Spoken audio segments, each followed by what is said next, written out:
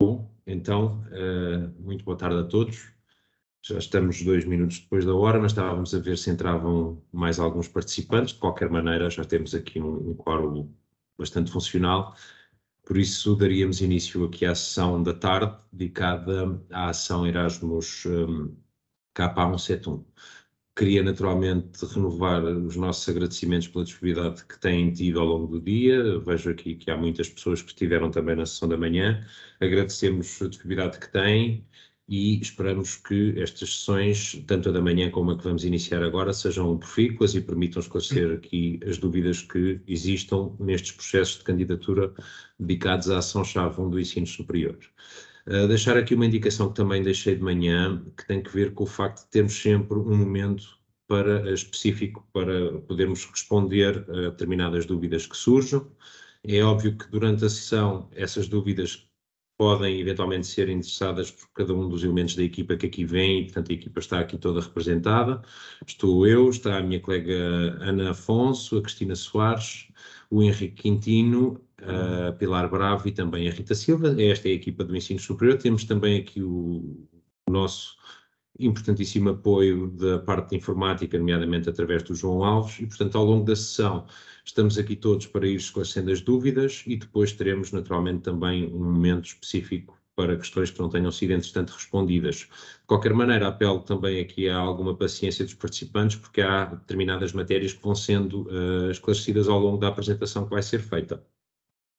Ainda dizer que antes do fim da sessão gostaríamos que preenchessem um questionário de satisfação, dizer-nos o que correu bem e o que não correu bem ao longo da sessão para que possamos sempre ir melhorando em futuras sessões e também poderão obter, por via de uma ligação que deixaremos no final, o vosso certificado de participação nesta sessão. Não me vou alongar muito, apenas dar aqui uma breve introdução. A Agência Nacional, como todas as agências, estiveram recentemente reunidas com a Comissão Europeia, portanto foi possível falarmos de algumas matérias prementes para as várias ações do ensino superior. Em concreto, aqui em relação à ação-chave 1, desde logo houve um reforço das questões ligadas à inclusão, portanto isso já abordámos de manhã. A ação K131, por exemplo, este ano no seu formulário passa a ter uma proporção que deve ser indicada pelas instituições em relação à percentagem de participantes que estimam ter no seu projeto por participantes que estejam de alguma forma em situação de desvantagem. Isso já era, ou já estava previsto na candidatura K171, porque como sabem, quando pedem o vosso orçamento, já podem dizer do número de participantes que estão a requisitar quantos são ou não participantes em situação de desvantagem e, portanto, com direito a um determinado top-up. Falou-se também de que a ação, o programa, e em concreto o ensino superior, vai ter um aumento sinalizado em termos orçamentais em relação ao ano anterior. Isto era uma tendência que já aguardávamos, mas é um aumento relevante, principalmente ao nível da ação-chave 2. Não a vamos abordar hoje aqui, mas fica essa indicação. E, portanto, o ICM não é exceção. Temos mais dinheiro do que tivemos o ano passado. Isso já foi devidamente publicado quando emitimos recentemente o documento de referência para apoio às propostas.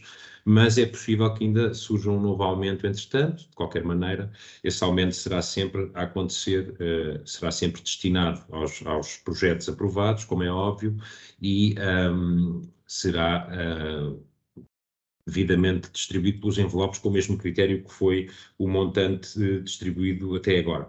Em relação a esta questão dos envelopes, aproveito também para deixar uma nota. Nós, quando referimos, portanto, as agências têm a missão de constituir os envelopes, mas não os constituem sem critério. Portanto, nós tentamos explicar isto no documento de apoio que temos. Essa distribuição obedece a regras ou àquilo que é a estratégia ou a agenda de política externa da União Europeia e, por isso, a distribuição é feita com base em determinadas percentagens de referência. E que este ano, como terão visto, até tivemos a opção de diminuir, por exemplo, o envelope da Rússia em prol do envelope da parceria da vizinhança de leste, precisamente porque é onde se inclui a Ucrânia. E, portanto, só para dizer que estas percentagens não são um capricho da agência, são percentagens de referência que têm que ser cumpridas a nível europeu e, por isso mesmo, a própria Comissão Europeia está atenta, já deu sinal de que há países, por exemplo, que estão excessivamente a propor atividades com países terceiros e, portanto, a desrespeitar essas percentagens. Não creio que seja o caso de Portugal, mas pronto, fica esta indicação de que estas percentagens são de referência e obedecem a um critério, portanto, muitas vezes não era aquele que desejaríamos, nomeadamente, por exemplo, com a América Latina, onde achamos que o envelope é curto, mas o que é facto é que temos que contribuir para este objetivo conjunto. E ainda pegando na questão da Ucrânia, as medidas de flexibilização que têm sido vigentes nos 2 últimos anos, ou melhor, no último ano, fruto do conflito armado na Ucrânia, em princípio vão manter-se para 2023. Esta informação carece ainda de uma nota formal da Comissão Europeia que deve surgir em breve. De qualquer maneira, essa nota, se for como a informação que nos foi transmitida recentemente, permitirá não só o benefício de atividades com este país ao nível do KA171, mas também ao nível do KA131. Eu não introduzi esta matéria, mas nós, enquanto fazemos esta breve introdução, vamos deixar aqui à vossa disposição para resposta algumas questões para nos ajudar a perceber também o tipo de público que está aqui connosco. Temos uma listagem, mas com certeza perceberemos exatamente o mosaico de instituições que estão aqui nesta sessão. Ainda sobre o ICM, a título de introdução inicial, não necessariamente para proposta, mas para quem tenha aqui projetos em curso, que sei que há algumas instituições que têm, deixar uma indicação de que muito em breve será, ou pelo menos até março, abril, deverá ser emitido o template para a produção de relatórios intercalares. Esse relatório intercalar ainda não será feito por via da BM, ou do Beneficiary Model, fica essa indicação. Assim que tenhamos esse template que vai ser produzido pela Comissão Europeia, partilharemos com todas as instituições e o que esperamos é que os relatórios finais, quando os projetos começarem a chegar ao fim, tenham já a possibilidade de ser submetidos via BM, mas aguardamos ainda uma confirmação em relação a este assunto. Por último, deixar aqui uma indicação aos candidatos de que, embora o Handbook ICM que esteja disponível seja relativo ao ano de 2022, a versão de 2022 pode e deve servir de documento de referência, um dos documentos de referências para a produção das vossas propostas que estão em vias de ser submetidas, e por isso mesmo isto é uma indicação da própria Comissão Europeia. Existirá uma nova versão do Handbook ICM, mas com certeza ela será disponibilizada ao longo deste ano e, portanto, não haverá outra que não esta de 2022 para o apoio às propostas de 2023 e isto está validado como documento oficial. É óbvio que o Handbook ICM está muito focado na relação ou melhor, está muito desenvolvido numa perspectiva dos beneficiários, ou seja, dirigido a quem já tem um projeto em curso e não a um candidato, mas tem muitas informações de relevo para ajudar a compreender a ação e para ajudar a perceber o que pode ou não sair de um projeto deste tipo. Por último, deixar apenas uma lembrança de que o ano 2023 será o ano europeu para as competências ou das competências e por esse motivo a Comissão Europeia está empenhada em que as agências e as próprias instituições estimulem a organização de atividades de estágio e, em concreto, estágios internacionais, seja ao abrigo da ação KA171, seja ao abrigo da ação KA131. Pronto, isto era a introdução que eu tinha aqui para partilhar convosco. Avançaria para uma breve parte introdutória em relação ao processo de candidatura e depois entregaria a palavra ao meu estimado colega Henrique Quintino, que é quem nos vai liderar ao longo desta tarde. Por isso, se me permitem, então, partilharia o meu ecrã só para vos mostrar aqui uma parte inicial da apresentação que temos preparada. Pronto, então, nada de novo, viemos aqui falar nesta parte da tarde dos projetos KA171, que são projetos com recurso a fundos de política externa. Temos aqui uma gralha, mas são países de política externa, são fundos de política externa, ou seja, aqui advêm de uma fonte de financiamento que não é a fonte convencional para o ensino superior no programa Erasmus+, que é normalmente a fonte da Direção-Geral de Educação e Cultura. Aqui esta fonte vem das relações externas e por isso mesmo tem esta designação Fundos de Política Externa. É um projeto de mobilidade convencional que, como veremos mais à frente, tem particularidades de financiar não só atividades de outgoing, mas também e principalmente atividades de incoming com todas as regiões do globo e que tem um processo de candidatura um pouquinho mais complexo do que a ação KA131, aliás, completamente mais complexo porque implica todo um desenvolvimento e uma construção de candidatura que será depois avaliada em termos qualitativos e que pode ditar o acesso ou não ao financiamento, ao contrário do que acontece na ação KA131, que, como sabem, é essencialmente formal e que basta que estejam acreditados e remetam a candidatura a tempo e horas devidamente preenchida e com uma declaração de honra para ser aprovada. Aqui no K171 veremos que não é bem assim, não é tão fácil ter acesso ao financiamento. Mas antes de avançarmos para essa parte, deixaria aqui uma introdução que também já foi feita de manhã e que tem que ver com algumas formalidades que hoje em dia se exigem para todos os candidatos ao programa, sejam do ensino superior ou não. Desde logo tem que ver com o tipo de apreciações ou análises ou aferições prévias que a agência ou as agências nacionais estão obrigadas a fazer em relação a determinado tipo de projetos e de candidatos, isto para permitir o acesso ao financiamento. Desde logo, este instrumento de análise de capacidade operacional é um instrumento que está previsto no próprio guia do programa e que também é uma indicação expressa que a Comissão Europeia entrega às agências, no sentido de garantir que quem recebe o financiamento advindo do programa tem condições, tem capacidade para o gerir e, nomeadamente, para corresponder àquilo que é a sua proposta e que esteve na base da sua aprovação. Ou seja, há toda uma dimensão de construção de uma candidatura que pode ser perfeita e que pode ser muito bem construída e oferecer muitas garantias do ponto de vista teórico, mas depois é preciso perceber se quem está por trás dessa promoção ou dessa candidatura tem ou não condições de corresponder àquilo que está ali assumido em sede de formulário. E, portanto, esta análise de capacidade operacional será dirigida a instituições privadas que tenham projetos com orçamentos superiores a 60 mil euros, independentemente da ação-chave 1, ação-chave 2, é um instrumento que as agências têm ao seu dispor para evitar situações como já têm vindo a decorrer, não necessariamente no setor do ensino superior, e não necessariamente na ação-chave 1, mas principalmente ao nível do KA2 e noutros setores, situações de incapacidade que é depois demonstrada quando o projeto já está em curso e quando o financiamento já está comprometido e, portanto, não pode ser, muitas vezes, reconvertido ou transferido ou redistribuído para outros candidatos que acabaram por ficar em lista de espera. De qualquer maneira, este tipo de análise visa garantir que os candidatos têm competências e qualificações profissionais para realizar o projeto a que se propõem e também que conseguem demonstrar ter os recursos adequados em termos de recursos humanos, em termos de experiência profissional, em termos de equipamentos, em termos de estrutura organizacional, para levar a cabo um projeto que muitas vezes tem um financiamento na ordem das centenas de milhares de euros. Para se fazer este tipo de análise, vão ser em determinado momento, e esse momento deve incidir entre a fase de comunicação de resultados e a fase de contratualização. Portanto, a partir do momento em que sabemos que um projeto está aprovado e com acesso a financiamento é que vamos avançar para uma análise deste tipo. Portanto, não faria sentido fazer esta análise de forma indiscriminada sem saber se a instituição em causa estaria ou não aprovada e com financiamento previsto para a atribuição e, portanto, antes da fase de contratualização será solicitado às instituições que estejam nestas condições alguma documentação, nomeadamente aquilo que aqui podemos ver, desde logo uma indicação, um documento que ateste ou que demonstra que é a experiência curricular da entidade, também que nos esclareça sobre os recursos humanos que estão afetos ao projeto e, portanto, que tipo de qualificação e experiência têm para gerir uma atividade deste tipo.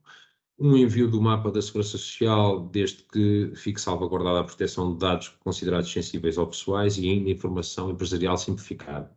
Este tipo de documentação e este tipo de análise serão requeridos por uma equipa da agência que não a equipa do ensino superior, portanto este tipo de processo estará a cargo de uma equipa que envolve o nosso departamento jurídico e também a nossa área financeira e que, portanto, será por via desses colegas que as instituições que sejam eventualmente visadas serão contactadas para este efeito.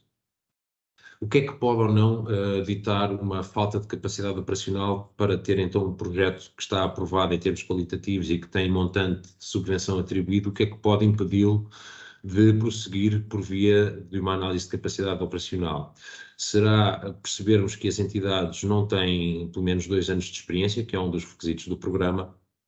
Será percebermos que a entidade tem uma estrutura de recursos humanos que é manifestamente insuficiente para o número de projetos que já tem em curso, e isso, no caso do ensino superior, não é normal, nem é notável, porque sabemos que são instituições com estruturas de recursos humanos muito acima da média daquilo que são a maior parte dos candidatos do programa, nomeadamente noutros setores. Temos a participação de instituições de muito pequena dimensão, muitas vezes de sociedades unipessoais, PMEs com muito poucas pessoas e que muitas vezes têm a seu cargo projetos com grandes montantes associados e claramente acabam por demonstrar não terem capacidade para os implementar de forma correta, nem do ponto de vista administrativo, nem do ponto de vista qualitativo. Mas também o que pode ditar serão os historiais de desempenhos passados em projetos determinados, ou em projetos já determinados e que tenham tido, de alguma forma, uma classificação fraca por si só, ou que demonstrem que a diferença entre aquilo que foi a proposta em relação à avaliação que teve e depois aquilo que é a nota que obtiveram em seu relatório final, fruto do trabalho que desenvolveram, é também entre si uma diferença grande, o que demonstra que o projeto logrou de algum modo aquilo que era o compromisso assumido em sede de candidatura. Ainda, e como já referi também associado ao ponto mais acima, portanto, perceber se a estrutura de recursos humanos é capaz de dar resposta ao número de projetos que tem em curso, mas também de gerir um orçamento de candidatura que seja muito elevado ou, nomeadamente, que implique a gestão de vários projetos com vários orçamentos também eles agregados. Outro tipo de análise, e que para muitas das entidades aqui presentes já não é nova, é a análise de capacidade financeira, que é também dirigida às instituições privadas e que tenham um financiamento acima de 60 mil euros e que está prevista, à semelhança da capacidade operacional, também em sede do guia do programa. Portanto, é uma operação que tem que ser realizada necessariamente por parte da Agência Nacional e que prevê, de forma muito sucinta, a análise daquilo que são as demonstrações de resultados e dos balanços das instituições que estão ali a ser aferidas como tendo ou não capacidade financeira.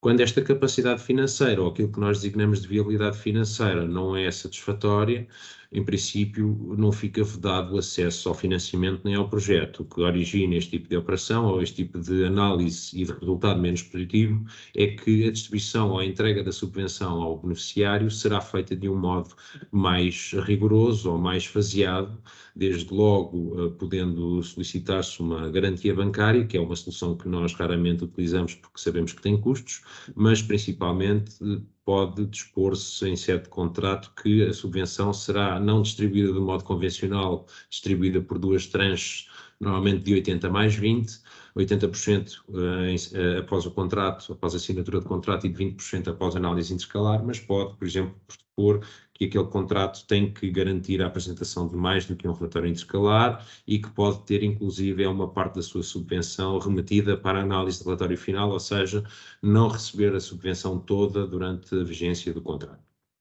Mas creio que isto para a maioria de vós não será já novo. Por último, e aqui nós focámos esta matéria de manhã, mas aqui especialmente para esta ação é muito importante terem em conta que hoje em dia as agências nacionais e a Comissão Europeia têm instrumentos de verificação daquilo que são os conteúdos de propostas que permitem fazer comparações em termos de conteúdo, perceber até que ponto uma proposta tem ou não semelhanças com outra proposta à mesma ação, seja ela apresentada no mesmo país ou quando falamos das ações do KA2 em países distintos em simultâneo. Portanto, é possível perceber-se se existem réplicas ou cópias integrais de outras propostas e, portanto, deixamos aqui um apelo. É muitas vezes difícil a construção de uma candidatura deste tipo, é muito exigente, muitas vezes é mais confortável podermos ir buscar ideias a outros sítios, mas isso não é aceitável e, portanto, o que se exige é que a candidatura seja sempre única e original e construída pela instituição que a está ali a submeter, portanto, a instituição ou a entidade promotora ou coordenadora do projeto. Como é que nós depois percebemos ou não se a entidade que construiu a proposta é realmente o candidato ou não? Depende do que tivermos como conteúdo de candidatura, isso pode ser facilmente perceptível ou não. De qualquer maneira, o que dizem as regras, uma vez mais por via do Erasmus, é que a entidade candidata tem que ser autora da proposta apresentada. Tudo o que assim não for está, de alguma forma, em oposição às regras que o programa define. E, a título introdutório, esta era a matéria que eu trazia. Não sei se estão ou não questões pendentes no chat, mas se não estiverem, eu, de forma muito sutil, iria remeter aqui a palavra para o meu colega. As apresentações serão partilhadas, sim. Enviaremos para todos os participantes por via dos contactos que deixaram quando da vossa inscrição. E a sessão está a ser gravada e será disponibilizada no nosso canal de YouTube. Não sei ainda precisar uma data, mas este será o procedimento de partilha que faremos dos conteúdos desta sessão e também da sessão da manhã. Mas pronto, não havendo aqui, vejo aqui, acho que não há mais questões, sendo assim passaria a palavra ao meu colega Henrique Quintino, que liderará a sessão de Oravante. Obrigado. Olá, boa tarde a todos e todas. Obrigado, Gustavo, pela introdução. Queria, antes de mais, fazer aqui um parênteses antes de entrarmos nesta sessão, alertando que nós não vamos explicar de curso o que é a ação-chave K171. Portanto, nós vamos fazer aqui um highlight para algumas das situações, aliás, como foi feito da parte da manhã, e esta sessão é centrada, e ainda bem que fizemos este questionário, já verificamos que há aqui muitas pessoas que ainda não acederam aos formulários, será, e como é costume, temos este calendário que vem, é transversal a todas as agências. Fazemos primeiro uma ação de divulgação do programa, que já foi feita em Leiria, transmitida. Quem esteve presente teve a oportunidade de colocar várias questões. Neste momento já estamos mais numa fase de formalizar a candidatura.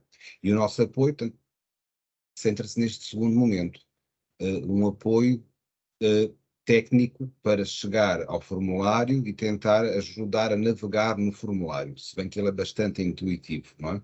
E é neste sentido que vamos fazer aqui um highlight, como disse, às regras gerais da ação-chave K171, para as quais, a nível da agência, estou eu, Henrique Quintino, e a colega Cristina Soares, como gestores de projetos desta ação-chave, quer destes que vêm, quer dos anteriores. Portanto, atempadamente, quando saírem os resultados, ser-vos-á atribuído um gestor de projetos, seria eu ou a Cristina, ou eventualmente, se for outra estratégia, ou outros colegas, e terão contacto com esse gestor de projetos da Agência Nacional para esclarecer alguns aspectos mais específicos no âmbito da execução.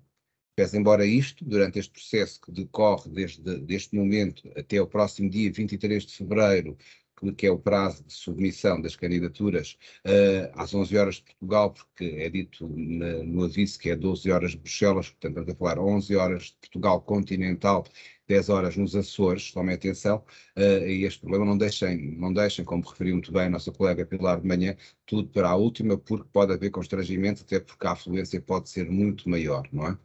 Portanto, tendo esta pequena introdução feita, é sempre um pouco impessoal estar a falar assim à distância. Queria dizer-vos, se vocês quiserem relacionar-se connosco de alguma maneira, tem esse botão aí em cima do Teams, se reagiram, tem uma carinha onde podem pôr um ok que perceberam ou qualquer coisa do género, para além das questões que vão colocar. Agradecia que as questões que colocassem fossem, obviamente, dirigidas ao ICIM, não é? Porque se forem dirigidas à outra ação-chave do 131, terão a oportunidade de fazê-lo por e-mail para os nossos contactos normais, e vamos nos centrar, ou tentar nos centrar, na ação-chave KA171, se bem que nós sabemos que elas têm contacto com a ação-chave 131. Portanto, e pode haver aqui alguma questão que possa ser transversal e que faça sentido. E neste sentido temos também, então, os colegas em termos do apoio no chat, que irão tentar também, de alguma forma, ir dando algumas respostas. Se bem que espero que aguardem primeiro a exposição para ver se os conteúdos que vão ser abordados não vão no imediato responder, evitando questões que terão resposta mais à frente. Vou passar então a partilhar a apresentação. Isto está a ocultar. Ok, aqui eu assim já consigo perceber quem está no outro lado e ver também a minha imagem. E ver os vossos likes, os vossos comentários e tudo. Bem, estamos a falar na K171. Em tudo estamos a falar numa ação-chave da K1, mobilidade, não é? E estamos a falar, neste caso, mobilidade internacional, o que implica in e out. Portanto, enviar estudantes e staff, trazer estudantes e staff. Portanto, esta é uma candidatura do K171 que é independente da 131, ou seja, é uma call diferente, e nós podemos candidatar da seguinte forma: cada instituição de ensino superior pode apresentar uma proposta por si só, como instituição, ou pode participar em mais candidaturas. E como? Se participar em consórcios, pode ser coordenadora de um consórcio e participar nesse consórcio como coordenadora, ou pode estar envolvida num consórcio que não é coordenadora e então também daí conseguir eventualmente fluxos para o seu projeto de internacionalização. Temos mobilidade de estudantes, e aqui aparecem já num retângulo em conjunto e pessoal também em conjunto, porque vão ver que a realidade de candidatura para o projeto K171 é ligeiramente diferente do K131, uma vez que não identificam se é no âmbito dos estudantes, se é para estudos ou para estágios, e no pessoal também não estão a identificar no formulário de candidatura se é para ensino ou formação. Portanto, vai-vos aparecer identificar estudantes e pessoal, in e out. Mas isso veremos mais à frente. Portanto, uma pequena caracterização, lembrando aqui as regras da mobilidade para os estudantes, que será realizável a partir do primeiro ano do ensino superior. Portanto, temos aqui a englobar os vários ciclos do ensino superior. A mobilidade física, neste caso dos estudantes, é o tal modalidade chamada o Long Term Mobility, 2 a 12 meses, onde poderão ter uma componente virtual, mas esta componente virtual é por si só opcional. Se falarmos de uma mobilidade física curta, a Short Term Mobility, de 5 a 30 dias, temos para, no caso dos estudantes, para o terceiro ciclo, esta mobilidade será física e poderá ser acompanhada de uma mobilidade virtual, ou seja, a componente da mobilidade virtual é opcional.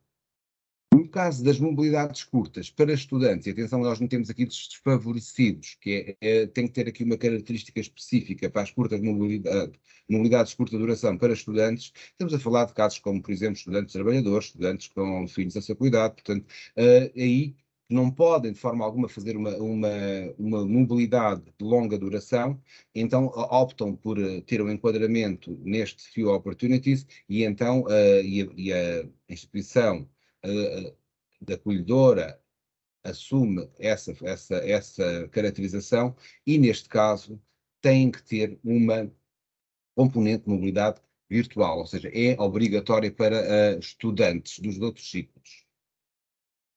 Portanto, estamos aqui a falar de estudantes que podem assumir um período de estudos ou um período de estágio numa empresa, num instituto de investigação, laboratório, uma outra organização ou qualquer outro local de trabalho relevante. Relembra-se aqui também que, nos termos do programa Erasmus, esta regra é transversal, ou seja, por ciclo de ensino há um máximo de 12 meses de mobilidade de estudos para cada estudante ou staff, neste caso contam os estudos e os estágios. Vamos passar então aqui a uma breve caracterização da mobilidade para staff pessoal, ou seja, pode ser realizada por pessoal docente e não docente, e também prevê convites a especialistas de empresas fora das próprias instituições de ensino superior. Estas mobilidades vão de 5 a 2 meses, tem uma mobilidade física obrigatória, portanto, e a componente virtual é opcional, mas pode lá estar. Pode assumir a forma de uma missão de ensino para lecionar, e aqui estamos a falar de uma missão de ensino para o pessoal, portanto, staff, e uma missão de formação, sob a forma de evento de formação no estrangeiro, como exemplos como são dados aqui embaixo, um job shadowing, um período de observação, uma formações doutoradas, etc. Está tudo esclarecido até ao momento? Mostrem essas mãozitas. Ok? A reagir? Ótimo.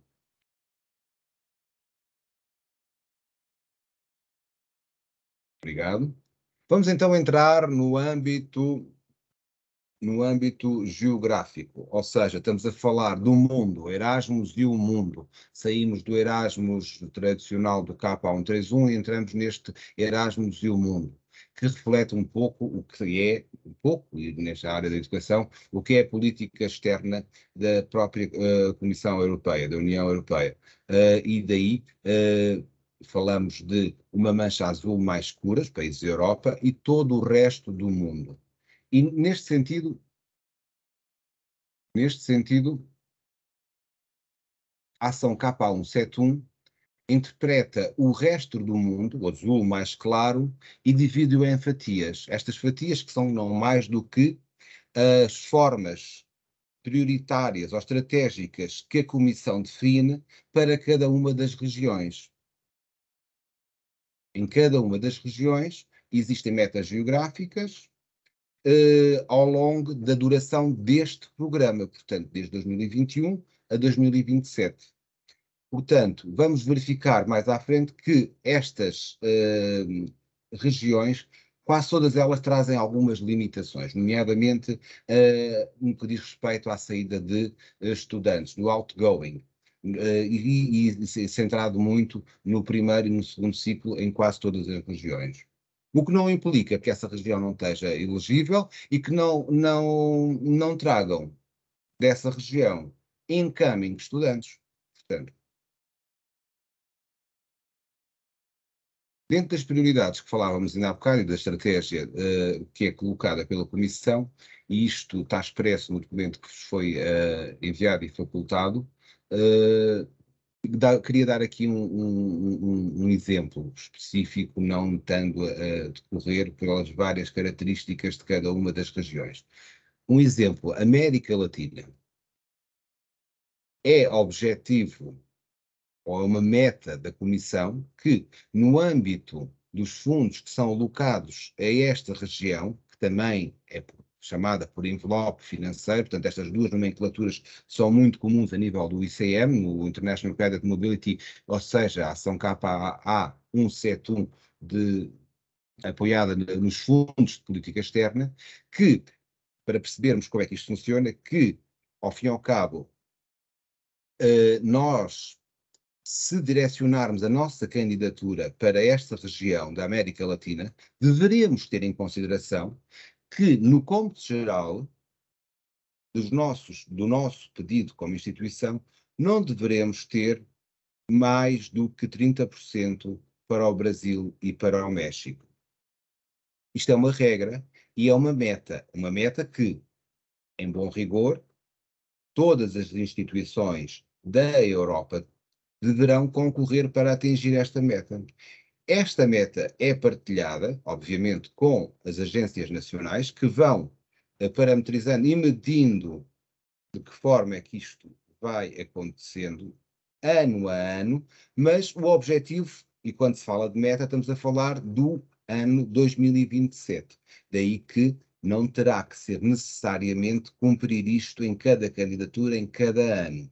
Portanto, nós temos que ir parametrizando, ir analisando e ter indicadores que nos permitam ver se no nosso país, neste caso a Agência Nacional Portuguesa, ao longo dos anos, como é que estão os fundos que temos vindo a alocar para determinada região e cumprir as metas que estão definidas em termos da Europa. Esta é uma questão que interessa a todos, obviamente, não é? Estamos a falar do ICM. O ICM tem uns valores superiores em termos do apoio individual aos estudantes, quer os que saem de Portugal para os outros países do mundo, onde temos aqui colocados de um outgoing, um apoio mensal na ordem de 700 euros, e para os estudantes que vocês, como instituição de ensino superior, acolhem na vossa casa, um apoio individual de 850 euros mês.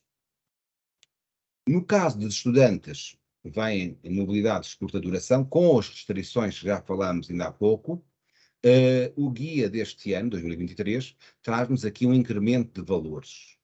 Portanto, se antes estávamos a falar em 70 euros dia e 50 euros dia, aqui em 2023, o programa deste ano, 2023, apresenta-nos um incremento de 79 euros dia até o 14º dia de atividade e 56 euros dia até o dia 15º, a partir do dia 15º dia até ao 30º dia de atividade.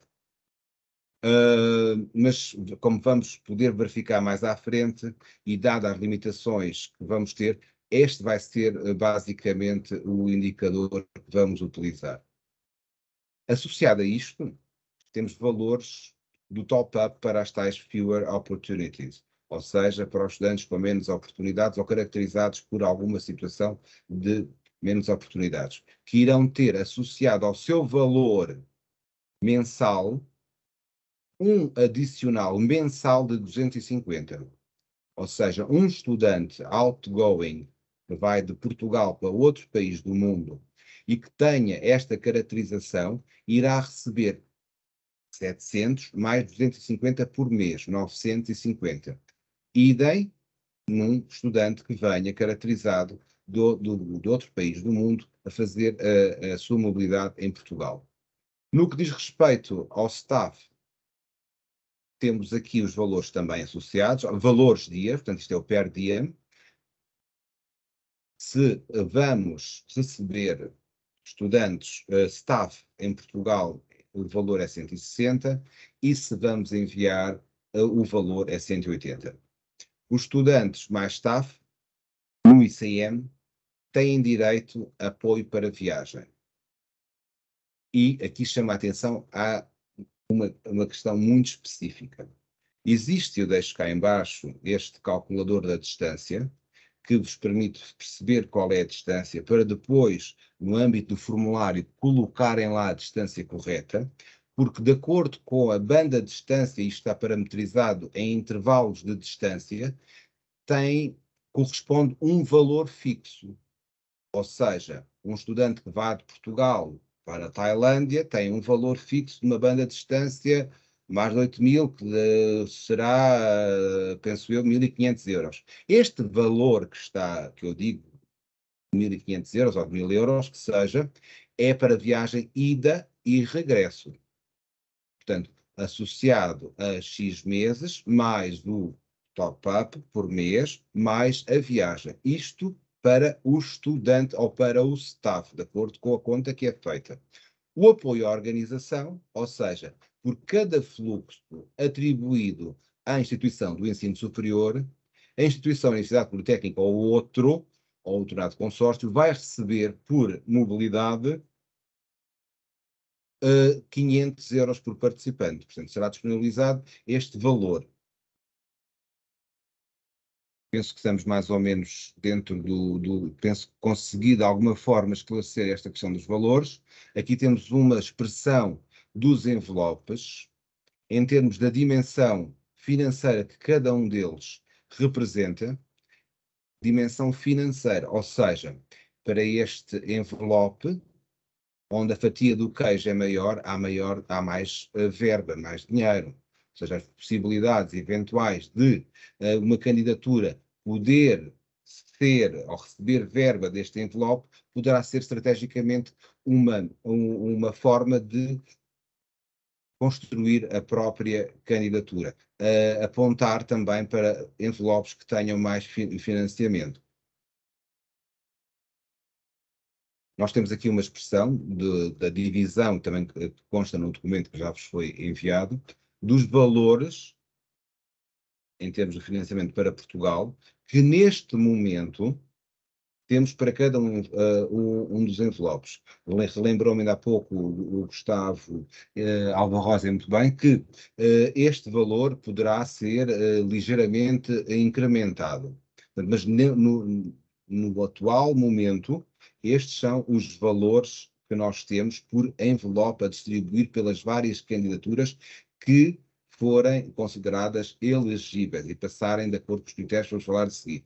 Estes asteriscos que aqui estão, também vêm no tal documento, referem que, pese embora a indicação da Europa de levar aqui estas percentagens por cada envelope, nós, estrategicamente e pela questão que está a decorrer na região 4, onde é a única que tem um único país, portanto a Federação Russa, foi retirado, eram 5% ou 4%, foi retirado aqui ligeiramente uma percentagem, dando aqui ênfase dessa percentagem, reforçando a região 2, nomeadamente por causa das questões relacionadas com a guerra da Ucrânia.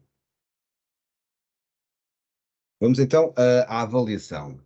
A avaliação é composta por 3 critérios, ou seja, quando nós vamos nos candidatar a um projeto do K171, Política Externa, vamos ter que responder a um conjunto de questões.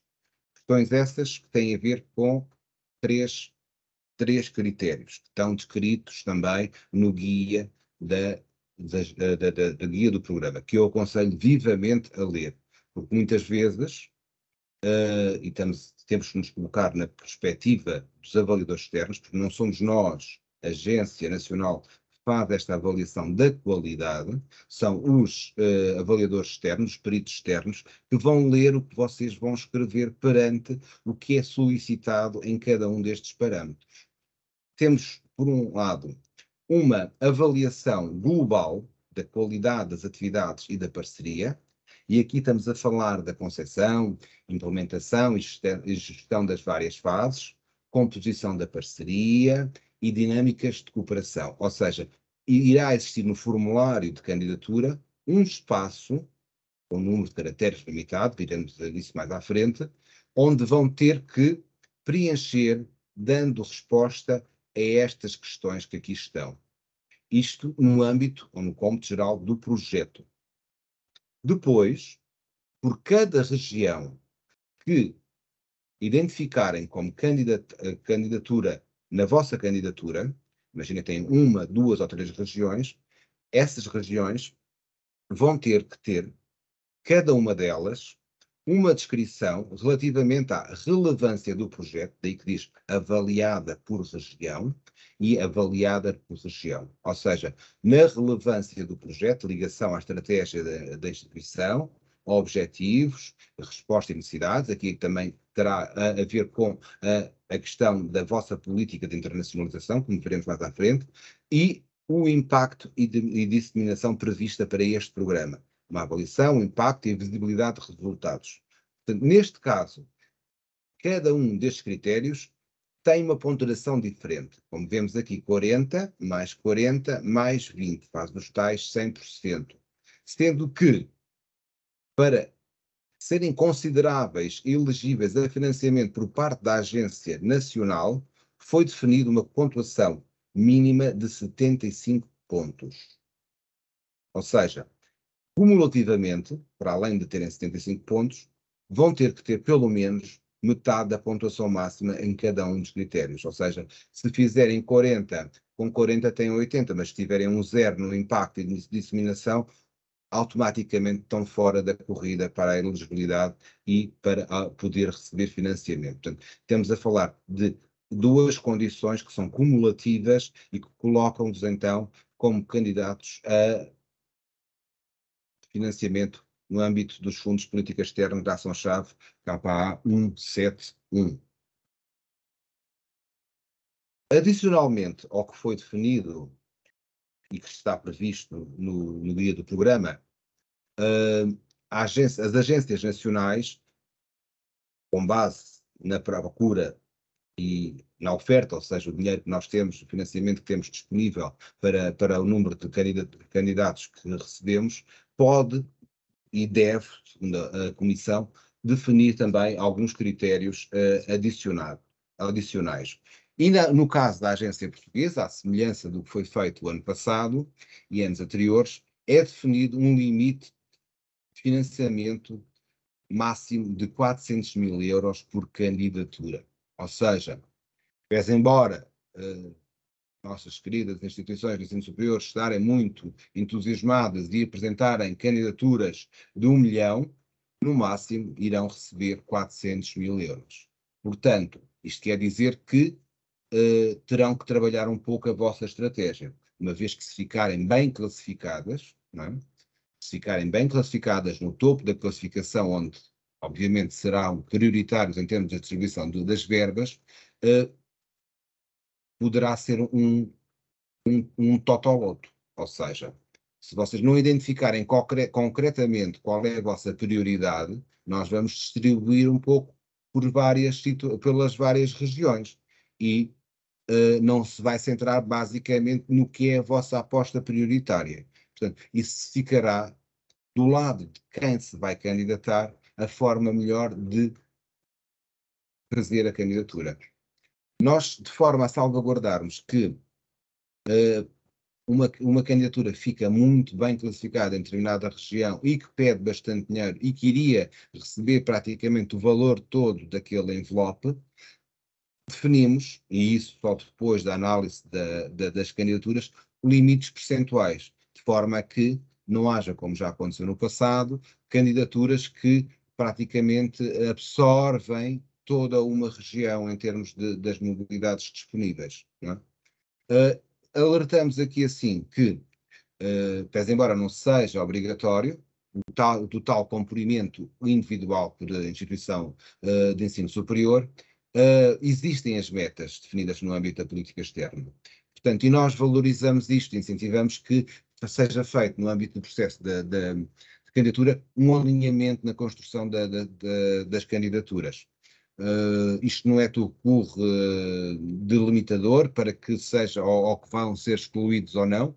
O que nós estamos aqui a dizer é que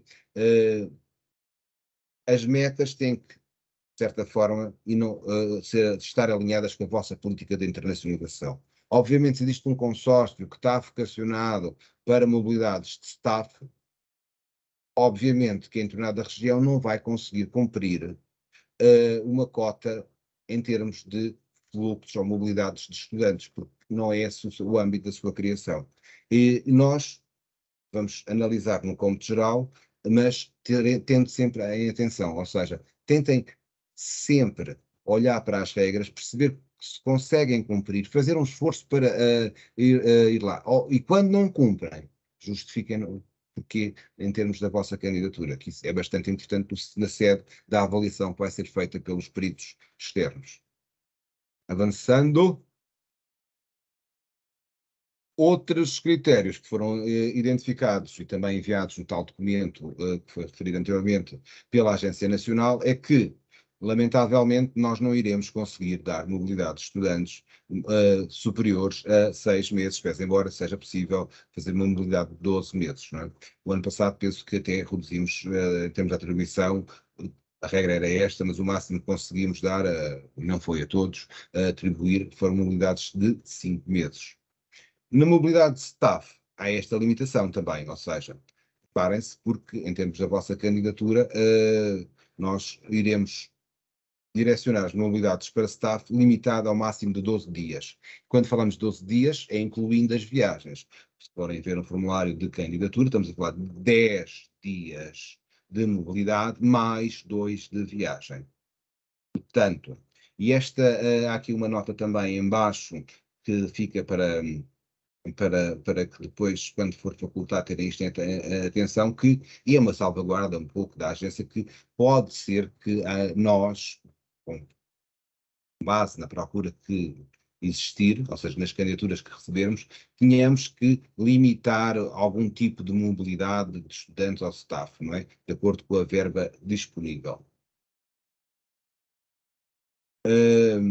Aqui neste slide vemos as regiões, vemos aqui algumas das regras que estão associadas às regiões, só para relembrar que existem estas regras, não vou debater sobre elas.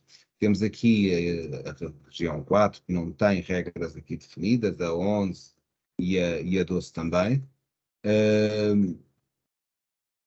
E vamos então para os formulários de candidatura. Não sei se fazemos uma pequena pausa agora. Gustavo, o que é que achas?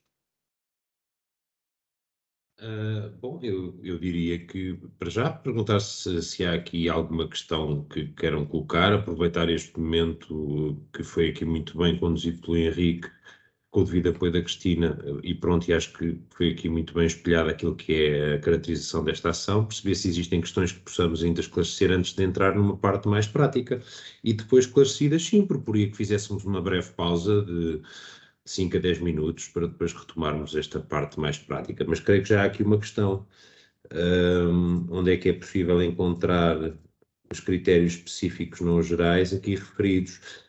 Nós remetemos este documento, foi remetido para os nossos pontos de contacto portanto, dos projetos em curso. Portanto, nós remetemos o documento de apoio às candidaturas para todos os contactos que temos, não só a nível de K131, mas também do K171, ou seja, de projetos que estão em curso à data, mas ele está também disponibilizado no nosso website, e eu posso pôr já aqui em seguida o link, isto em resposta ao Dr. José Saragossa. Viva, boa tarde. Estamos de volta à segunda parte, já são 15h35 e vamos então voltar à apresentação.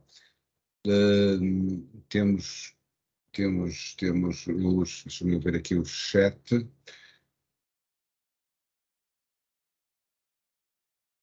Estamos com 84 participantes na sessão neste momento. Estão a ouvir? Ponham aí o like, reagir na carinha, enviar reação, que é para eu perceber quem é que está, ok?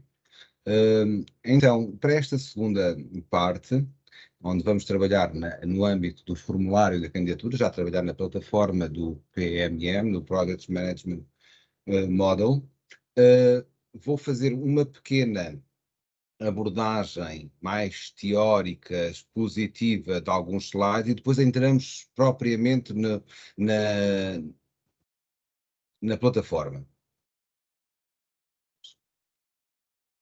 Estar a partilhar.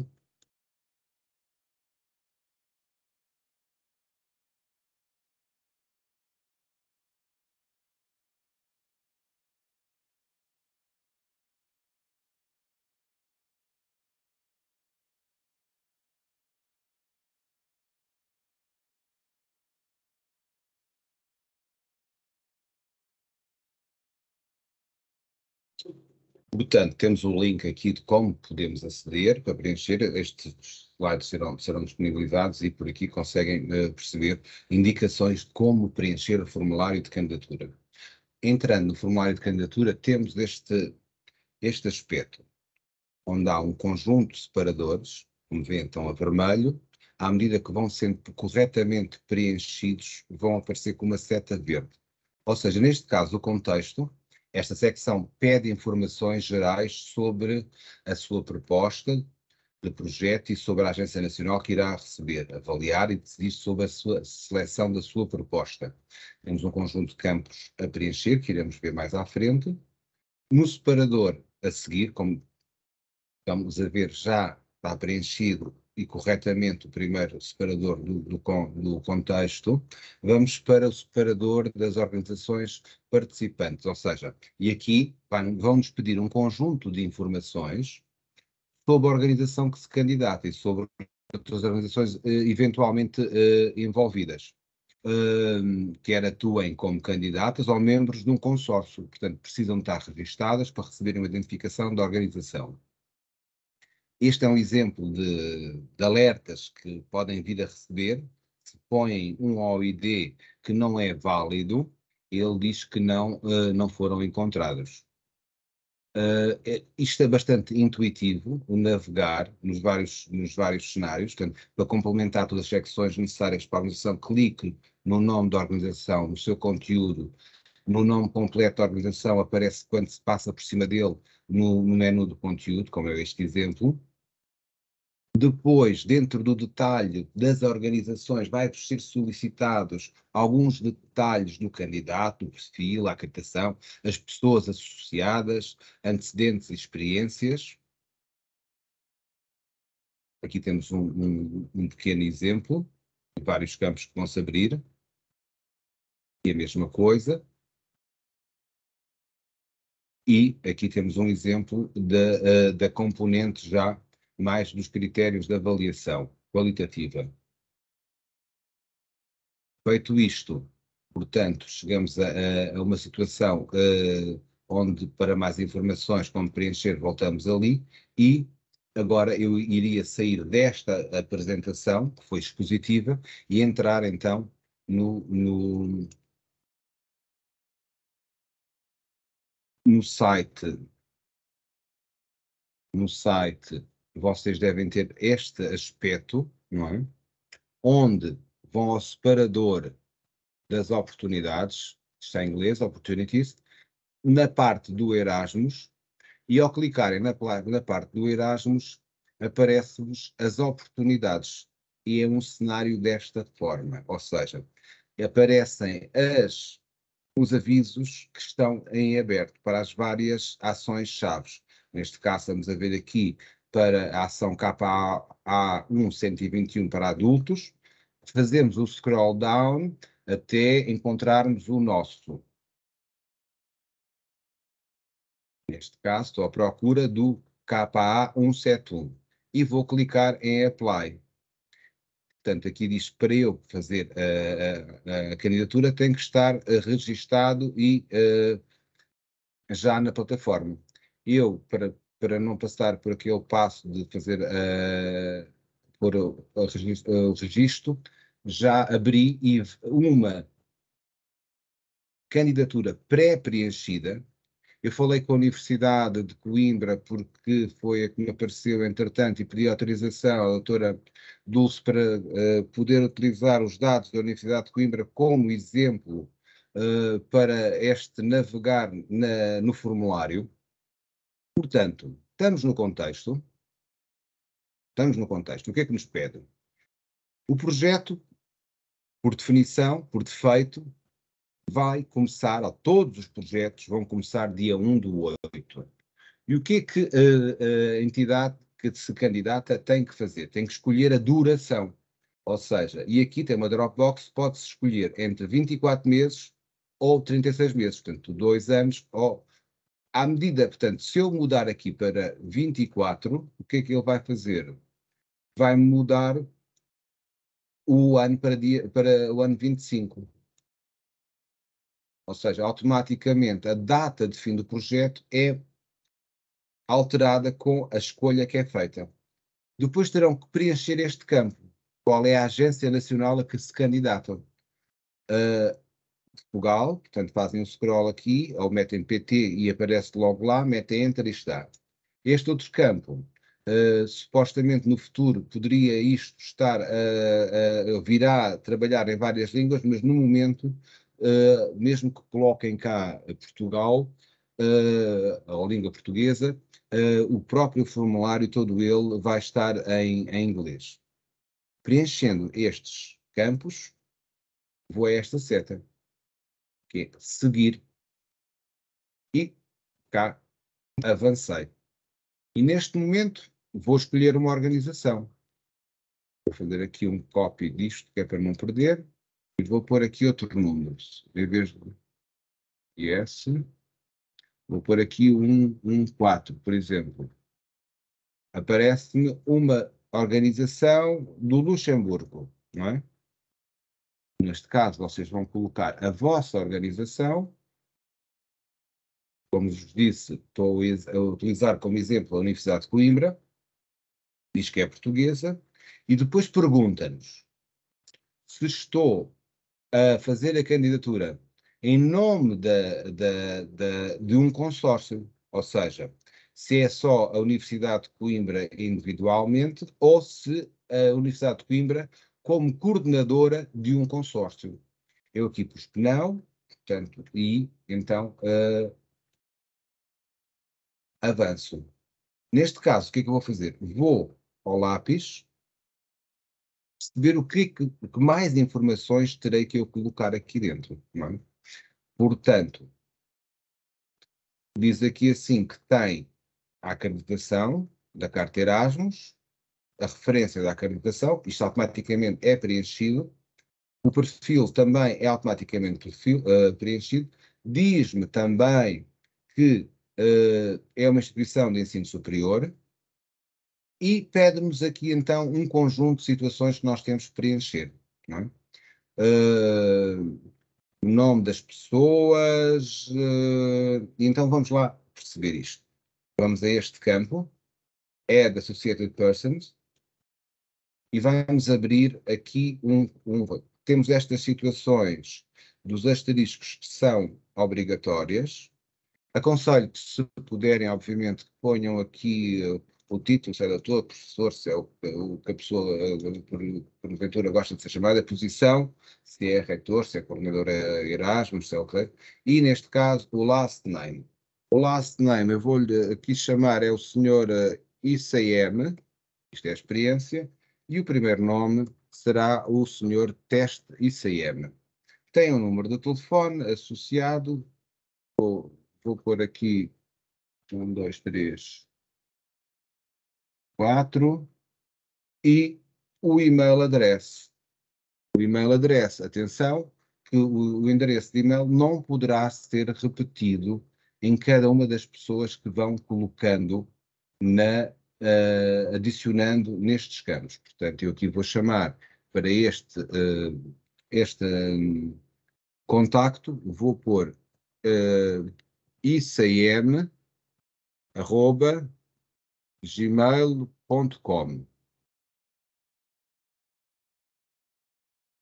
Portanto, tenho os dados obrigatórios preenchidos e vou dizer que este senhor, por exemplo, que é o senhor prof.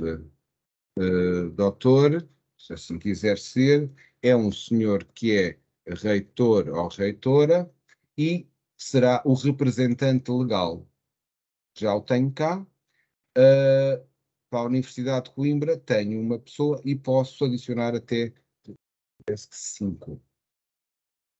Convém sempre ter o representante legal e o representante do contacto, ou seja, o primeiro contacto, para quem a agência Erasmus envia e-mails e contacta de uma forma mais direta.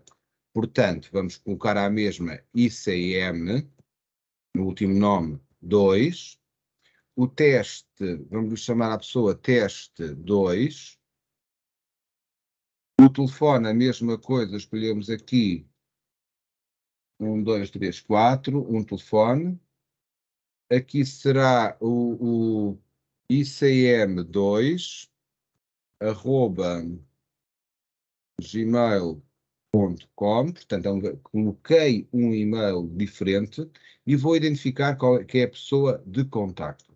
Para não estar a colocar mais, também posso colocar que esta pessoa é o contacto para questões da Online Language Support. Neste caso, se repararem, a Universidade de Coimbra, que estava a vermelho, já passou a verde. Portanto, já cumpri os requisitos do separador que está à esquerda. Vou andar para a frente e vou então definir as parcerias que quero ter relativamente a este projeto de ICM.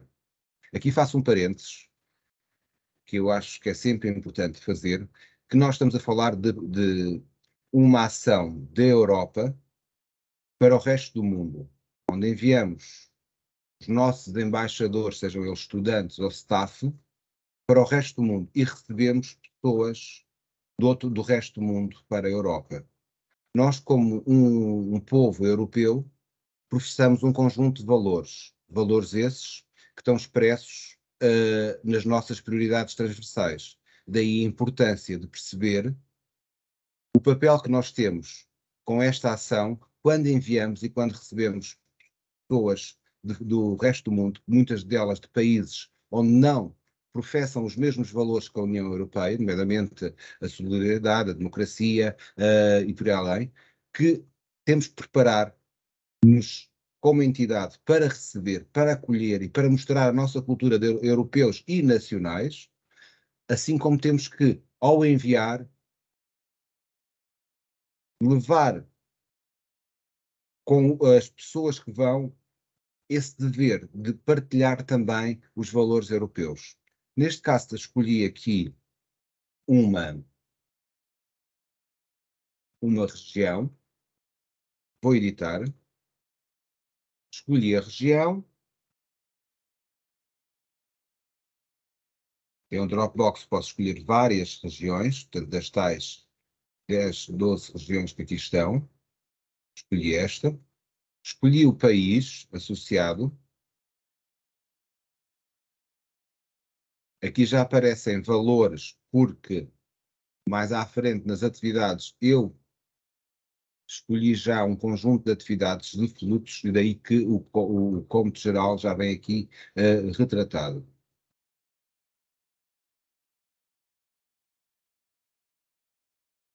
Ok? Aqui estou a ver qual foi o parceiro que coloquei, com o qual vou fazer um acordo interinstitucional e tem o seu ID e ele automaticamente vai buscar a Universidade de Luanda, e coloquei também o e-mail. Posso aqui também, se for entendimento dessa instituição, se for entendimento, e aqui aconselhamos sempre, que é uma forma estratégica de executar as verbas que têm em cada uma das regiões, porque estamos a falar, se tiverem só um país, como aconteceu agora recentemente no e-mail que recebi de uma candidatura que tinha para a região da América do Sul, só um país, o Peru, e nós sabemos que houve agora alguns constrangimentos, e a entidade dizia-me assim, agora não podemos passar isto para mais nenhum, porque a regra é, podem transferir verba dentro do mesmo envelope, dentro da mesma região. Daí que, estrategicamente, seria interessante que não colocassem somente um país, não é? Aqui as organizações podem variar e no futuro, eventualmente, se não conseguirem, poder acrescentar outra região, outra organização. Vou passar para a frente. Tenho na região do Pacífico a Universidade de Timor e tenho aqui outra instituição. Mas esta instituição que coloquei aqui não pertence a esta região. Ou seja, não faz parte dos países constantes nesta região. O que é que vai-me acontecer? Um alerta a vermelho que a organização não corresponde à região a tal. Então, o que é que eu faço? Vou aqui e vou fazer um delete desta região. Ok. Já tenho tudo a verde e vou passar à frente, sempre utilizando as setas para navegar na plataforma para a frente e para trás. Entramos agora então no que são os critérios que tínhamos falado há pouco, os 3 critérios. Um, que é transversal ao projeto, ou seja, a qualidade do projeto, o desenho, a cooperação e a forma de cooperação, onde, utilizando os caracteres que aqui têm disponíveis, eu vou tirar porque é para vermos o total, são 12.000 caracteres. Basta-me escrever aqui qualquer coisa que ele já fica a verde, não é? Eu, neste momento, tenho que olhar muito bem para o guia do programa, ver o guia dos avaliadores, que também, se procurarem no net, está disponível, e ir ao encontro do que é solicitado. Ou seja, tem que se colocar na posição do avaliador e perceberem o avaliador vai picar estes itens todos. E tem que encontrar neste conjunto de palavras, de texto, a resposta a cada um destes itens. Isso vai fazer com que sejam valorizados e que obtenham a pontuação maior ou menor neste critério. Lembram-se que o máximo era de 40 pontos neste critério. Estando preenchido esta questão, está tudo ok? Até agora estão a seguir-me? Feedbacks? Ok. Obrigado. Passando ainda, portanto, fizemos a descrição do projeto em termos gerais. Estamos agora a avançar para os dois critérios associados a cada uma região envelope. E aqui estamos a falar do quê? Da relevância da estratégia e do impacto e disseminação. Isto aparece-nos para as regiões que nós colocarmos. Neste caso, está-nos a aparecer aqui para as duas regiões que colocamos, para a África subsaariana e para a região do Pacífico. Quer uma, quer outra, vai-nos pedir para colocarmos aqui informação relativamente à informação que aqui vem solicitada e que também vem no guia e que peço muita atenção que leiam essas páginas. E é com base na informação que está aqui e não outra, porque nós não temos outra e os avaliadores dos peritos externos também não terão outras, que vão pontuar a vossa candidatura.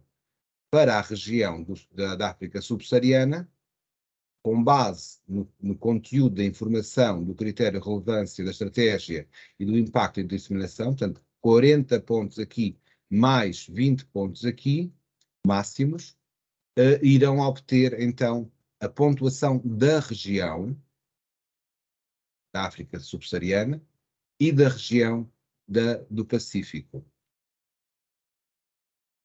A pontuação geral do projeto, em termos da avaliação qualitativa, irá ser uma avaliação ponderada de a avaliação das regiões e do critério geral do projeto, qualidade do projeto e desenho. Portanto, eu aqui já preenchi todas as situações, não é? Já tenho toda a descrição e respondi pormenorizadamente e de forma a que estrategicamente pique todos os itens que são solicitados e que não me passe nenhum ao lado, assim que reúno mais condições para obter a maior pontuação possível. Tendo isto preenchido, avanço. Já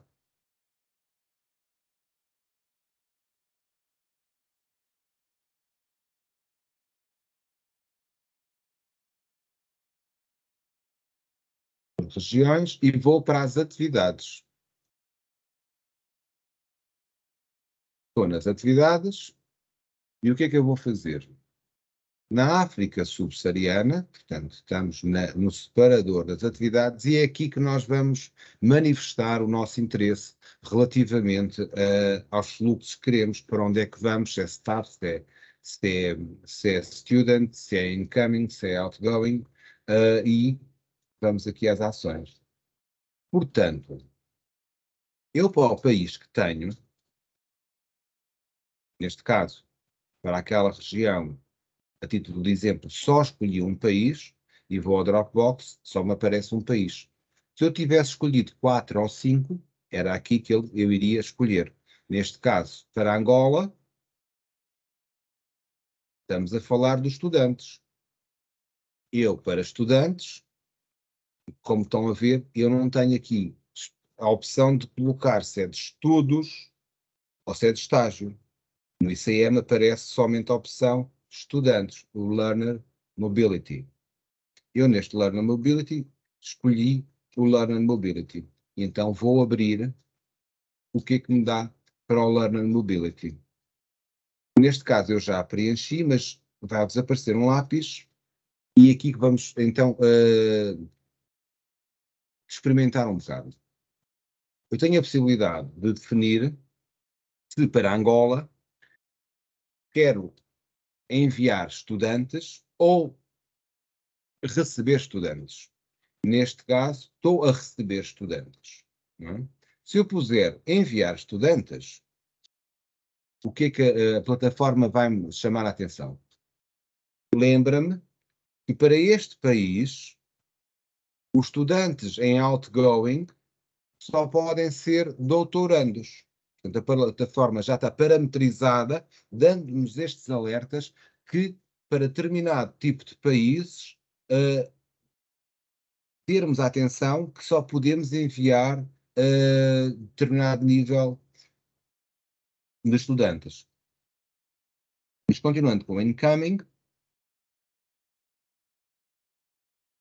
eu aqui, o que é que eu vou escolher? Vou escolher que a minha intenção é enviar 2 participantes, é receber 2 participantes de Angola, e destes 2 participantes, eu digo que um deles será um participante classificado com a few opportunities, ou seja, este participante, para além dos tais 850 euros por mês, vai receber um top-up de 250 euros a acrescentar ao seu apoio individual.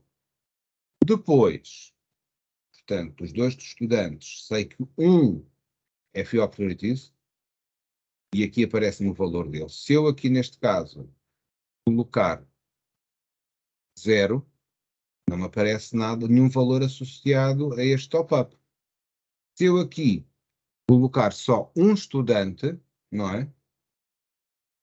E se escolher o mínimo que dá aqui para colocar é um mês, conseguimos perceber a razão dos valores. Ou seja, um estudante que vem de fora de Angola, por um mês, ou seja, 30 dias, vai receber 850 euros, não recebe nada top-up e vai receber um valor para viagem. Porquê? Porque eu aqui vou escolher qual é a banda de distância que está associada a esta viagem.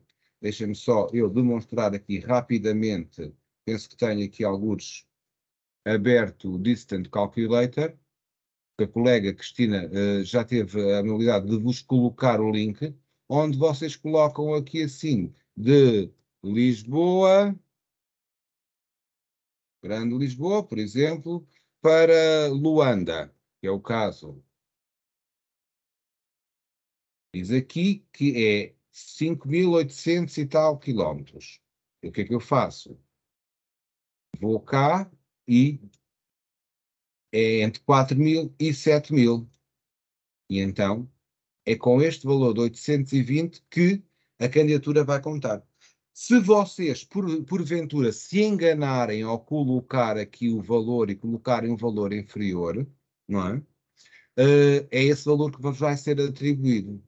E vão ter que fazer alguma movimentação de verbas de outras rúbricas para superarem esse valor. Daí que chamamos muita atenção de utilizarem este Distance Calculator para perceberem bem em que banda de distância é que está associada a determinada mobilidade. Portanto, com base nisto, podem ser 2, podem ser 3.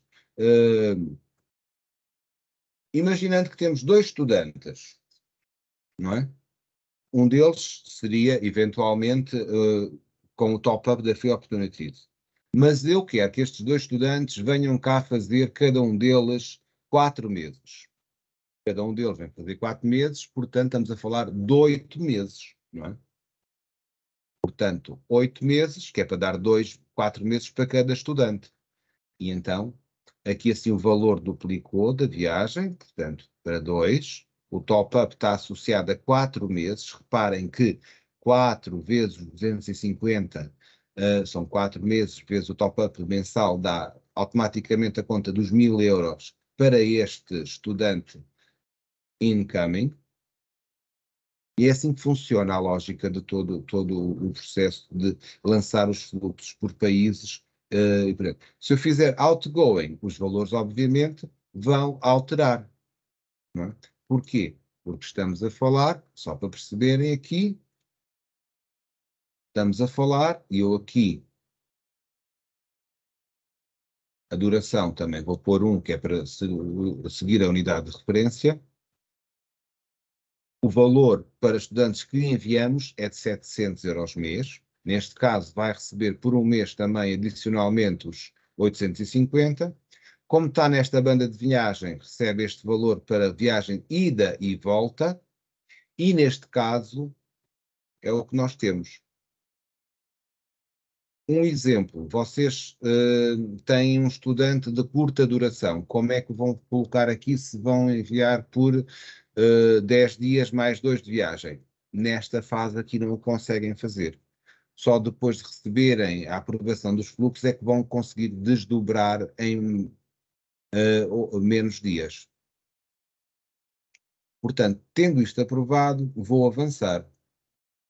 Até agora tudo mais ou menos dentro do...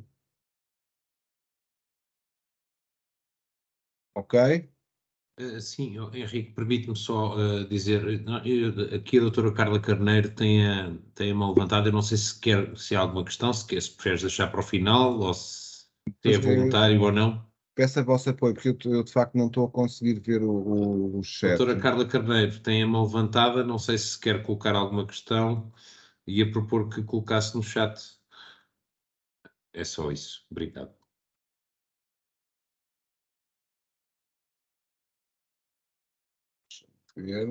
Não, podes prosseguir, se calhar, Henrique, é o melhor. Sim. Obrigado. Ok.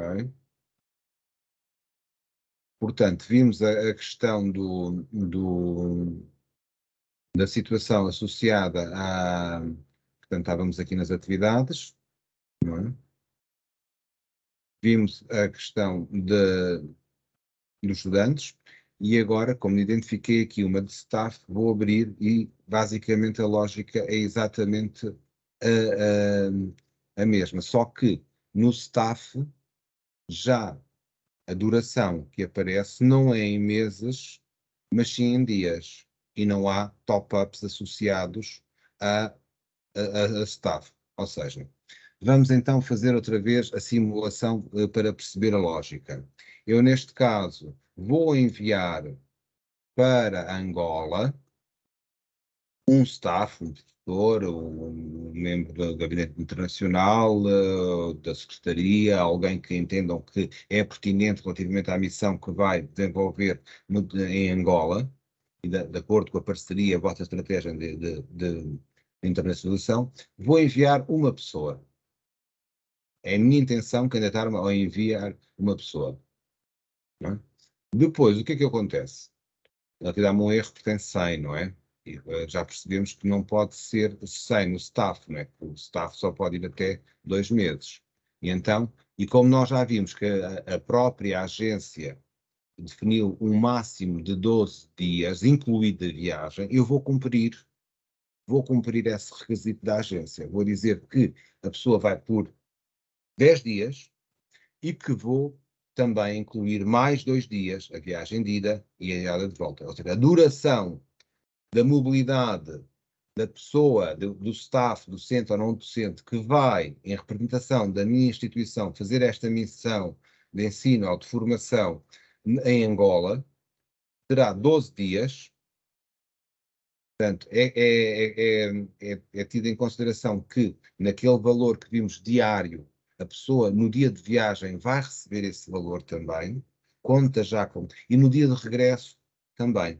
Portanto, o que dá aqui o tal valor de 2.160. Será o valor dos 10 dias da mobilidade.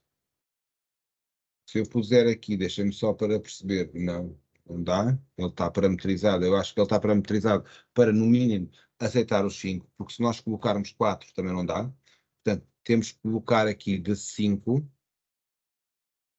aceita, a no máximo de 60.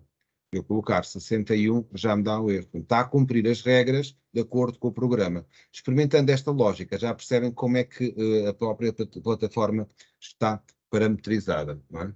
Sendo que A regra é que a agência nunca irá apoiar, de acordo com o que foi definido, durações para staff, seja in ou out, maiores que 10 dias. Não é? Mas se eu colocar duas pessoas, obviamente, as duas pessoas, se eu coloco aqui, se eu deixo os 10, o que é que eu estou a fazer?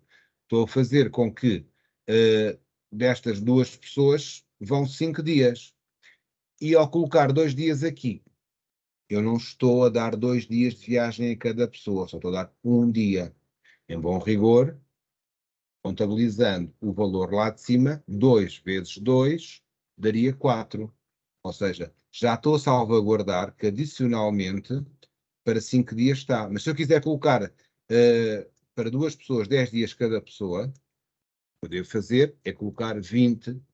São 20 dias, 10 para cada pessoa, mais 4 dias de viagem, 2 para cada pessoa. Portanto, estes 24 dias serão 12 por pessoa. Aqui assim, duplica a viagem pelo número de pessoas. A lógica é esta. Parece-me simples e fácil de navegar, é uma questão de familiarização com o processo. Portanto, agora iria avançar para a questão de Timor-Leste, fazer a mesma situação, por aí adiante, não é? E chegaria a preencher, e as atividades aqui apareciam a verde. Não vou fazer este processo todo, vou só alertar para outra situação. Para já, ir aqui aos anexos. Nesta questão dos anexos, o que acontece? Nós vamos ter que preencher a declaração de honra e depois submetê-la, não é? Eu faço download e o que acontece?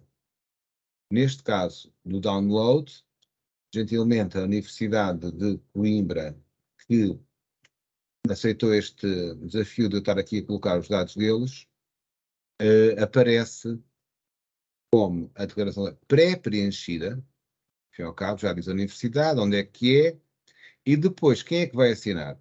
A pessoa que nós lá colocamos.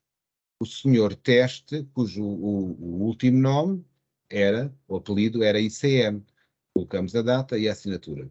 Neste caso, preferencialmente, deverão fazê-lo, fazer o download disto, fazer a assinatura digital e voltar a colocar, a fazer o upload na plataforma. Portanto, este é um anexo. Outros documentos.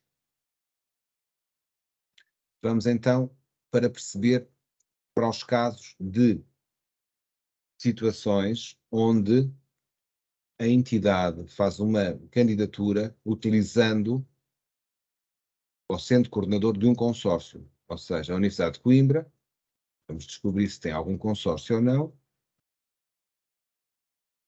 tem um consórcio. Então, vamos lá ver. Se tem um consórcio, esse consórcio também tem que estar acreditado nesta ação-chave que o colega Gustavo Alva Rosa falou de manhã e que dá direito a um código. E a da ação-chave KA130. Se tiver envolvido em vários consórcios, irá aparecer aqui assim como coordenador de outros consórcios e esta Dropbox trará outros códigos e terão que escolher qual é o correto. Ao colocar isto, o que é que vai-me aparecer aqui? Vai-me aparecer todas as entidades parceiras do consórcio da Universidade de Coimbra. Eu vou aqui, por exemplo, ao Centro Hospitalar, à Universidade de Aveiro, e vou pedir à Universidade de Aveiro, o que é que isto vai me dar? Vai-me dar um dos mandates. Os mandates não são mais do que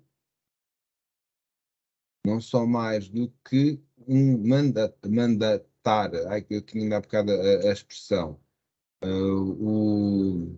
Declarar que a entidade que faz a candidatura tem a aprovação da Universidade de Aveiro para inserir neste projeto.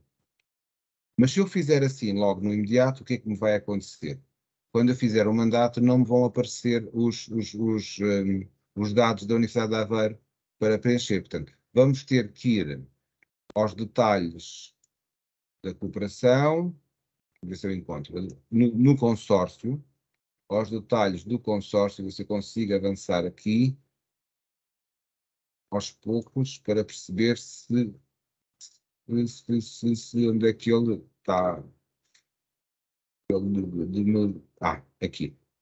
Neste caso, para o primeiro, que é o primeiro que estava lá, eu andando para a frente, diz-me qual é o terceiro, mas eu aqui não tenho ninguém identificado para assinar o mandato. Quando fizer o download, não virá pré-preenchido. Vou ter que fazer a mesma coisa. Ou seja, o primeiro nome será vamos lhe chamar mandate e o last name é ICM e já o tenho cá, não é? É o representante legal. Se eu agora for àquela parte onde estava no consórcio e vier cá fazer o download do mandate, assim como o fiz da declaração de honra, vou abrir este mandate e este mandate o que é que vai dizer? Vai dizer que o abaixo-assinado centro hospitalar mandata a Universidade de Coimbra a submeter este projeto. E dizem em que condições. Mas para este projeto, e se for aprovado, obviamente, se não for aprovado, este mandato, na perda deste documento não terá efeitos para outra coisa senão para o projeto. E aqui terá duas assinaturas. Ou seja, por um lado, tal centro hospitalar que o senhor mandate de apelido ICM faz a sua assinatura de preferência digital. Se não tiver assinatura digital, terá que fazer manuscrita com o carimbo e com a data, que depois envia o original ou digitalizado para a Universidade de Coimbra, e a Universidade de Coimbra, no formato digital, já faz então a assinatura digital neste campo. Portanto, ou seja, eu dou poderes à Universidade de Coimbra e, por outro lado, a Universidade de Coimbra aceita ter esses poderes para submeter esta candidatura em nome do centro hospitalar. Portanto, em termos de anexos para as universidades, os consórcios. Vamos aqui à checklist. E na checklist nós temos que, basicamente, assumir o compromisso que cumprimos os critérios de elegibilidade, que todos os campos relevantes foram preenchidos, que escolhemos a Agência Nacional correta para aqui colocar, não é? E, basicamente, são estes passos que nós temos até chegar depois ao que virá ao nosso sumário de financiamento solicitado. Ou seja, o que chega à agência, não é? Depois dos critérios de posicionamento, ou seja, quem tiver maior classificação fica no seu ranking, isso terá prioridade em termos de distribuição da verba, sendo que se este projeto recebesse 100%, tenderia a receber praticamente a totalidade ou aproximado do valor, naturalmente, porque não ultrapassa os 400 mil euros, não é? E também depende da procura. Portanto, isso é uma das questões que nós não podemos garantir se todos vão ser aprovados ou não. O que podemos garantir é que, no que diz respeito à avaliação que é feita pela equipa do ensino superior relativamente às candidaturas, elas chegam até nós através de um ranking e nós tornamos-os elegíveis para avaliar as que estão pontuadas até 75 pontos. O que não quer dizer que isso seja um garante para que todas as candidaturas pontuadas, se houver muitas, seja atribuído um financiamento. Imaginando que uma candidatura que até não foi muito mal pontuada, mas está abaixo da lista e só submeteu candidaturas para uma determinada região e quando, depois de começar a distribuir as primeiras verbas das candidaturas que estavam num ranking acima dela, se esgotou, quando chegar à candidatura que teve 76 ou 75 e que só pede para aquela região, até uma região que tinha pouco dinheiro e que já foi esgotada, essa região, essa candidatura naturalmente não vai ser alvo de financiamento. Em termos gerais, penso que é esta a situação. Eu vou parar de partilhar e abrir então aqui a parte da conversa a questões. E agradeço, se possível, não tenham receio, falem, não é preciso só escreverem, abordem, nós já nos vamos conhecendo das outras situações. Se tiver aqui alguma questão muito específica, digam, sendo que, como disse no início, e o Gustavo também já reforçou, quer eu, quer a Cristina, quer o Gustavo, estamos mais dentro desta ação, até ao tal 23 de fevereiro estaremos disponíveis para vos ajudar a esclarecer alguma questão que surja. Henrique, temos aqui no chat uma questão relativamente às bandas de distância, que diz o seguinte: no caso de termos um país que englobe mais do que uma banda de distância, que banda deveremos colocar? Por exemplo, uma instituição, a instituição número 1, está com uma banda de distância de 8.300 km e a instituição 2 está abaixo dos 8.000. Portanto, existem aqui duas bandas de distância. Mas estão no mesmo... No mesmo país, ou no mesmo país, existirem duas bandas de distância, porque pode acontecer. Não será muito normal, mas penso que poderá acontecer. Sim, pode Como acontecer. se resolve isso? Eu estrategicamente diria que para pôr a banda de distância maior, não é? Para salvaguardar, até porque nós estamos a falar de valores associados ao apoio para viagem que hoje em dia já não estão muito dentro dos valores reais, não é? E aí é enquadrável, penso eu. Às vezes 500 quilómetros ou 200 quilómetros passa, ou 1 quilómetro passa de uma banda para a outra, não é? Não sei se vocês têm esse entendimento também, Gustavo, Cristina, não sei se gostariam também de partilhar. Faz-me sentido, sim, a resposta que deste faz-me todo o sentido. Colocar a banda mais distante e, neste caso, mais cara. Seriam duas instituições, uma perto da outra, ou 100 quilómetros, no mesmo país, não é? E o próprio formulário por si só não dá para... Diz o país, basicamente, não é? Com base naquele país, para o tipo de fluxos, não sei se poderá, no formulário, posso ver isso um instantinho, se possibilita introduzir um outro fluxo de estudantes, não é? Se isso for possível. A proposta que era experimentar essa possibilidade, não é? Eu penso que nós, vou só abrir aqui o Angola, por exemplo. Enquanto o Henrique trata disto, há aqui uma questão da doutora Mercedes Covas, que tem que ver com as assinaturas diferentes no mandate. Bom, não é muito usual, embora já tenhamos tido vários casos. Eu diria que para ficar correto, porque a questão de misturarmos aqui duas assinaturas com formatos diferentes, uma manuscrita e uma digital, eu diria que para ficar correto, a digital deveria ser a última, portanto deveria ser aposta sobre um PDF onde já estivesse a manuscrita. Mas não sei se algum dos meus colegas, pela experiência que têm, vê isto de outra forma.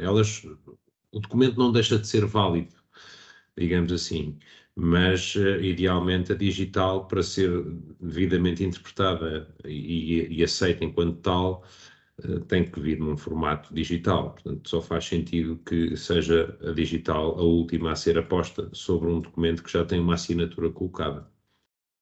Não sei se isto responde. Sim, porque estamos a falar aqui de parceiros de um consórcio, não é? Que naturalmente são nacionais.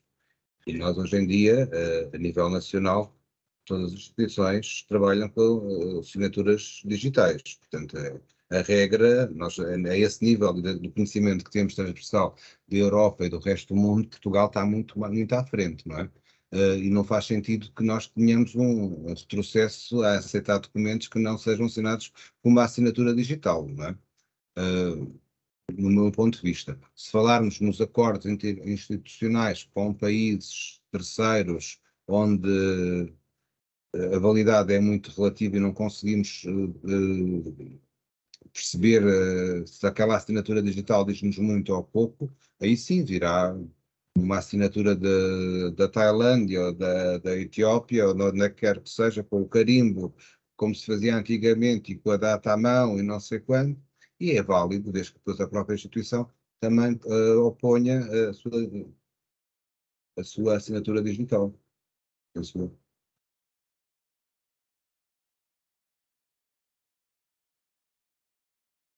Bem, eu estou super contente, esta malta está toda esclarecida, pá. Não, ainda temos aqui uma questão da doutora Mireia Rodrigo, que não sei se chegaste a ver, que diz: além da declaração de honra e dos mandates das instituições de ensino superior do consórcio, portanto, duas documentações que são obrigatórias no caso de uma proposta liderada por um consórcio, como será, por exemplo, o caso da AUP, se é preciso anexar as cartas de compromisso das instituições dos países parceiros, instituições de ensino superior dos países parceiros e ou parceiros de disseminação. Portanto, se este tipo de documentação assume um caráter obrigatório ou não como anexo à candidatura. Isto depois de anexadas as declarações de honra e os mandates. Eu diria que são documentos que podem, dar consistência à proposta do ponto de vista qualitativo, mas não são documentos obrigatórios. Mas, Henrique, Mas a visto o que ideia que tu eu tenho é que disse, nesta fase de candidatura não são obrigatórios. Eles terão que existir, obviamente, os tais acordos interinstitucionais que irão validar e consolidar as mobilidades efetuadas em termos institucionais, não é? Não vamos mandar um estudante sem haver um acordo institucional entre várias, entre a instituição de envio e de quem recebe, e é enquadrado quando forem fazer o agreement com o estudante ou com o staff, e terá que depois fazer parte do processo e ser registado. Nesta fase, do que se consegue ver em termos do que é pedido para submissão, não há nenhum campo existente aqui. Contudo, neste campo dos anexos, onde diz outros documentos, não é? Podem-se juntar um máximo de 9 documentos, não é? Poderão servir de base também para reforçar estrategicamente a avaliação da qualidade do próprio projeto, não é? E aí sim, era interessante se tivesse algum acordo já, alguma estratégia, alguma relação anterior, reforçar com isto, não é? Porque o avaliador, quando for pegar na vossa candidatura, vai ter acesso aos documentos em anexo e vai perceber de que forma é que está fundamentada a candidatura. Obrigado, doutora Mireia, pela sua pergunta.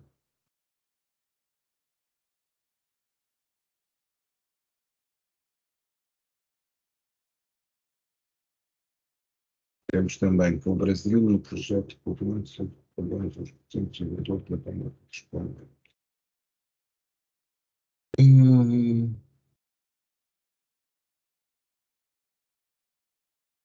Diz aqui, doutora Conceição Batista, que boa tarde, temos esse problema na Índia. Qual o problema da Índia? É o é o das bandas, é o no das mesmo bandas. país, diferentes bandas.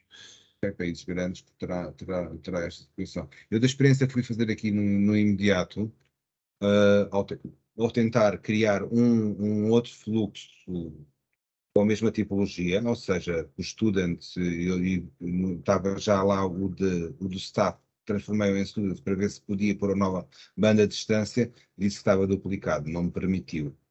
Eu penso que isto do ano passado era possível porque nós no output que tínhamos do ficheiro do Budget Export, tínhamos às vezes dois fluxos para estudantes ou para staff no mesmo país, para 2 ou 3, e deveria haver eventualmente com essa situação das distâncias, mas do que me dá a perceber no atual formulário, não consigo ver essa possibilidade.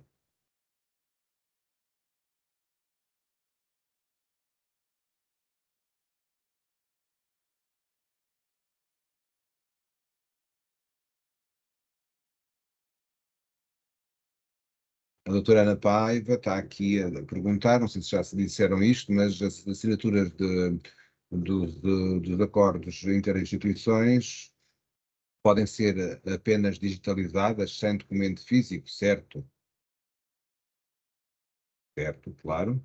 Nós, da nossa parte, obviamente, não precisamos ter papel nenhum, nós já estamos na prioridade digital, não é? O que vai acontecer é o que nós dissemos, ou seja, o país ou a instituição de determinado país vai-vos enviar digitalizado e devidamente assinado, seja digital ou manualmente, o acordo. E vocês depois, quando o receberem, fazem a assinatura digital e enviam-nos. E também, obviamente, para a própria instituição que parceira, não é? Para terem as duas assinaturas. Não é? Documentos físicos, não estamos aqui a ver a possibilidade de estarem a enviar cartas neste momento de um lado para o outro. Portanto, é menos papel possível. Obrigado. Eu também, doutora Ana Paiva. Estamos neste momento com 81 participantes, estamos a aproximar-nos do final do tempo estabelecido para esta sessão.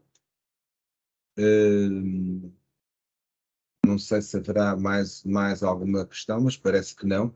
Eu então passaria a...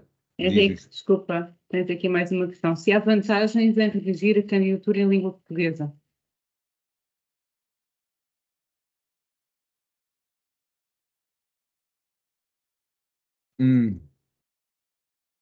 A única vantagem que eu vejo, e desculpa interromper, é que eu acho que os avaliadores são externos à agência e que serão todos portugueses. Portanto, se calhar também é mais fácil fazer uma avaliação de uma candidatura em português.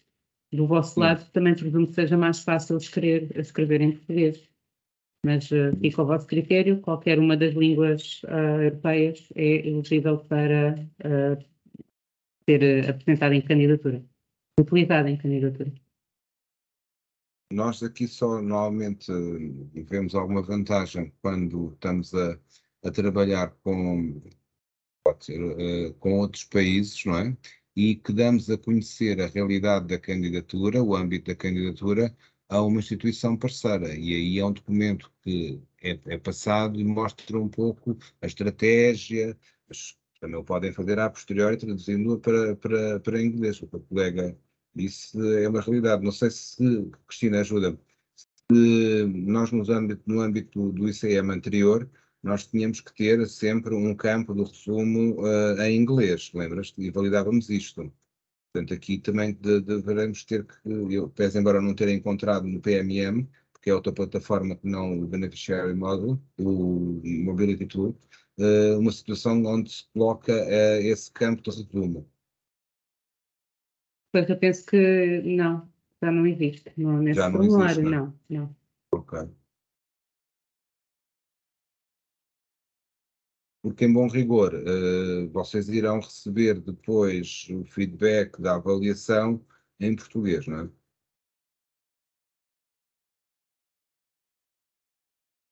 Ou seja, a resposta há vantagens de redigir a candidatura em língua portuguesa. Não há vantagens, não há desvantagens. Ficará ao vosso critério.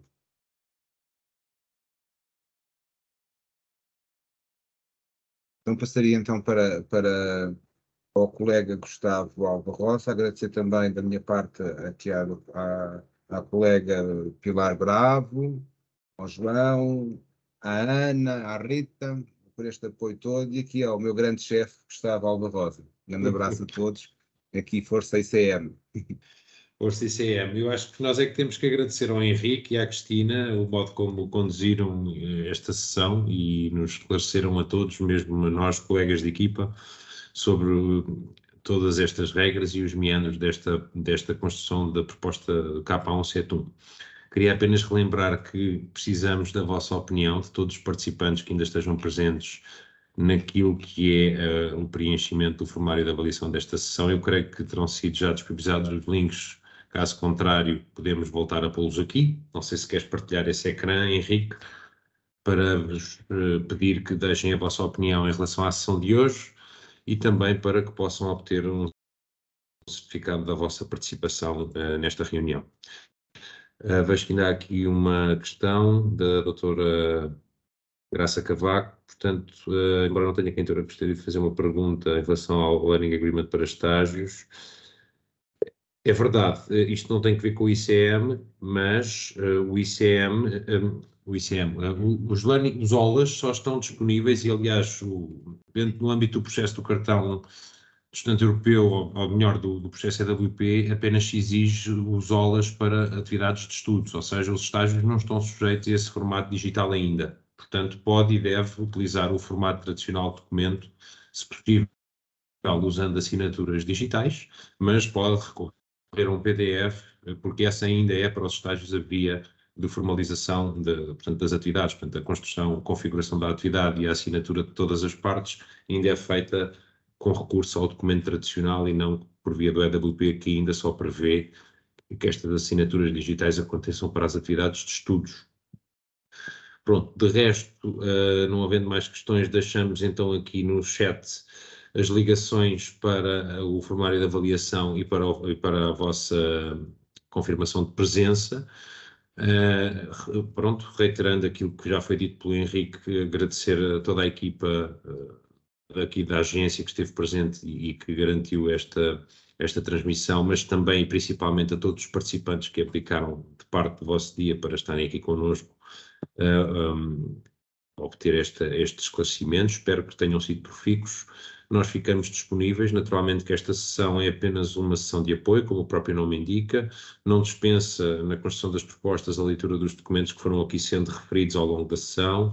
Não dispensa que possam colocar ainda questões à agência até ao próximo dia 23 de fevereiro, às 11 horas de Portugal Continental, 10 horas dos Açores, como muito bem lembrou o Henrique no início da sessão, e, se possível, não deixarem para os últimos dias esta submissão, porque sabemos, ainda hoje de manhã fomos confrontados com isso, que as plataformas não estão tão estáveis quanto seria desejável e, portanto, quanto mais cedo conseguirem concluir este processo, melhor, para não deixarem para o último dia, que pode gerar depois outro tipo de problemas. Da minha parte, está tudo dito. Uma vez mais, muito obrigado pela participação de todos, pela disponibilidade, e nós próprios também ficamos disponíveis para quaisquer contactos que entendam necessários e pertinentes até à data de candidatura.